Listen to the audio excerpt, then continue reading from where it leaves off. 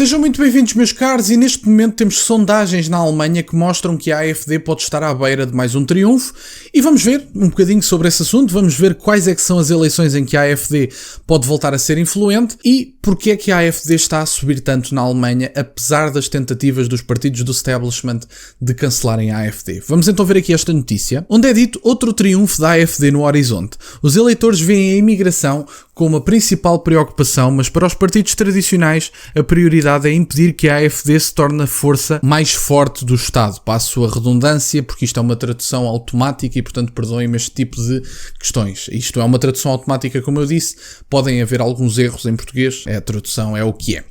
O forte desempenho do partido anti-imigração de direita AfD nas eleições regionais alemãs na semana passada, que ficou em primeiro num dos estados e ficou em segundo noutro, evidentemente impulsionou o partido para o topo das pesquisas, portanto para o topo das sondagens num outro estado. O partido recebeu cerca de 1/3 de todos os votos nas eleições do 1º de setembro e, de acordo com as sondagens mais recentes, deve fazer o mesmo num outro estado do leste que realizará eleições em 22 de setembro, portanto eventualmente podemos ter aqui outra vitória da AfD. Os números das pesquisas da AfD neste outro estado aumentaram de 24% no início de agosto para 30% em setembro, refletindo os seus outros dois resultados de 33% e 31%.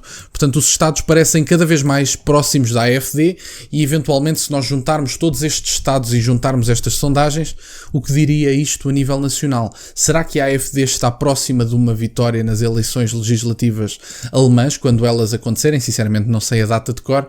Mas é curioso porque a AfD está cada vez mais a disputar os primeiros lugares na Alemanha e a Alemanha está cada vez mais a ser invadida por imigração. E, portanto, nós vemos que existe uma correlação direta e óbvia entre esta invasão que tem sido transversal a vários países da União Europeia e o aumento destes partidos. Não acontece de forma tão direta em vários países. Há países que têm mais dificuldades e são mais conservadores no pior sentido do termo, na medida em que estão habituados a votar em determinados partidos e não dão oportunidades a novos partidos.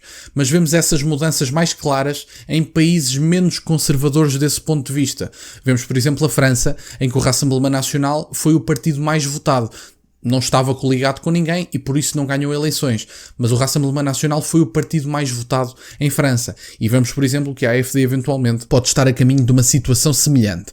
Os eleitores nos Estados do Leste estão ainda mais fartos da coligação dos três partidos governantes em Berlim do que os seus compatriotas ocidentais.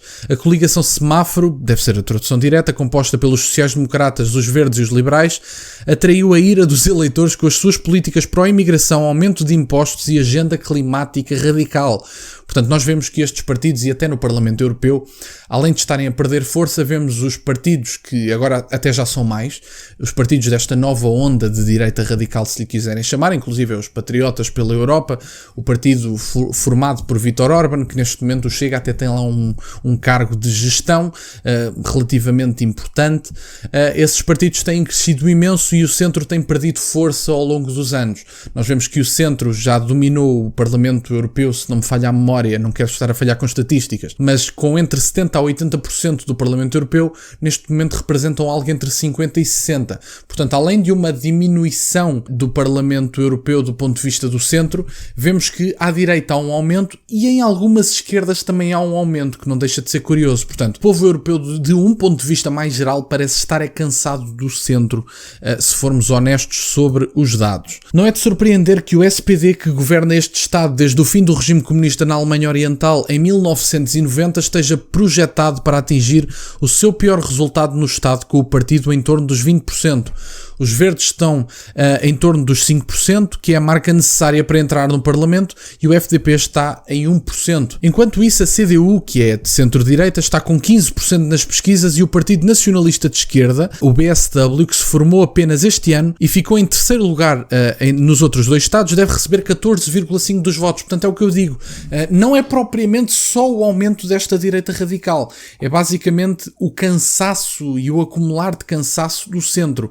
Porque vemos, por exemplo, o Partido Nacionalista de Esquerda, fundado há pouquíssimo tempo, já tem 14,5% dos votos nas sondagens, à semelhança da CDU, que é um partido na Alemanha com alguma fundação e com muitos anos de atividade. Portanto, eu acho que esta questão está a polarizar cada vez mais a política na Europa, e da minha parte eu acho que isso é interessante, porque os europeus estão cansados dos centros, é o que me parece. A imigração tem sido um tópico quente nas campanhas eleitorais no leste da Alemanha. Uma onda recente de ataques com facas cometidos por imigrantes e um ataque terrorista realizado por um homem sírio só colocou mais lenha na fogueira. A imigração é a questão mais importante para os cidadãos deste Estado, com 40% das pessoas na pesquisa a chamar a questão de o problema mais sério que precisa de ser abordado. Em segundo lugar está a educação, mas o meio ambiente e o clima, um tópico idolatrado pela colisão centrista liberal, digamos assim, está a causar apenas uma preocupação de 7% dos entrevistados. Portanto, é o que nós vemos aqui.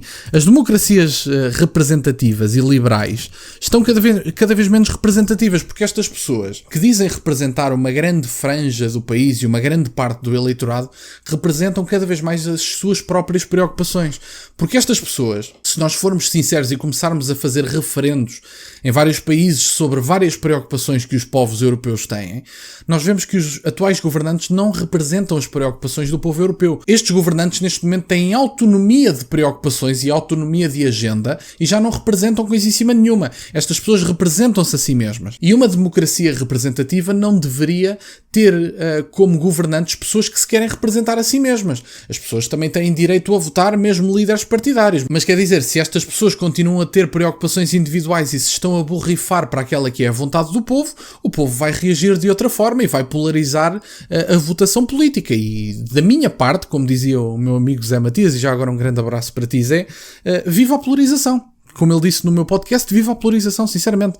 Porque, além de ser ótimo para a democracia, porque há uma rotatividade, há uma vontade diferente de governar, os povos europeus estão cada vez mais interessados nestes partidos desta nova direita radical, e portanto a AfD é a prova disso, o Rassemblement Nacional é a prova disso, o partido PPV, ou PVV, se não estou em erro, de Geert Wilders é a prova disso, Viktor Orbán é a prova disso, e portanto temos vários países que neste momento estão cada vez mais fortes do ponto de vista da direita e que representam verdadeiramente as preocupações do povo europeu.